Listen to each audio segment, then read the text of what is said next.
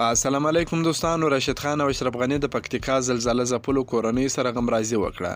د افغانستان په پکتیکا کې یوې زورورې زلزلې لوی ناورین اړولی دی چې د نورو خلکو ترڅنګ د ملي لوبډلې مخکښه لوبغاړي راشد خان او د افغانستان مخکني ولسمشر محمد اشرف غنی هم د زلزله ځپلو سره غمرازي کړې ده.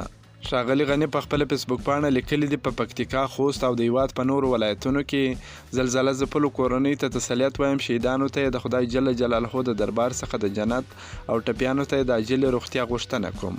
پر نړیوالو قریه بنسټونو، سازمانونو او په هیواد کې دننه هیوادوالو غږ کوم چې له زلزله ځپلو کورنۍ سره مرسته وکړي. په دې سختو شیبو کې زموږ د دیني فریضې او اجتماعي فرهنګ په توګه د یو بل په څنګ کې ودرېږي. راشد خان هم په خپل فیسبوک پاڼه لیکلي دي په زلزله کې د هیوادوالو په شهادت زخمی کېدو او د کورنۍ په ویجاړېدو ډېر خواشین یم. له رب څخه شهیدانو ته جنت غواړم، زخمیانو ته صحت او اغیزمنو کورنۍ ته خپل د تسلیت مراتب وړاندې کوم. الله دې په آینده کې زموږ وطن او وطنوال له دا ډول غمونو وساتي. په افغانستان کې پیښو ته د رسیدنې په چارو کې د دولت وزارت وايي پکتیکا او خوست ولایتونو کې د تېرې شپې د زلزلې له امله له 1000 څخه زیات کسان مړه سوي دي چې ښځې او ماشومان هم پکې شامل دي. اوس هم مرستندویان لګیا دي له کنډوالو او خاورو څخه لاندې سویو کسانو په رایستلو بوخت دي.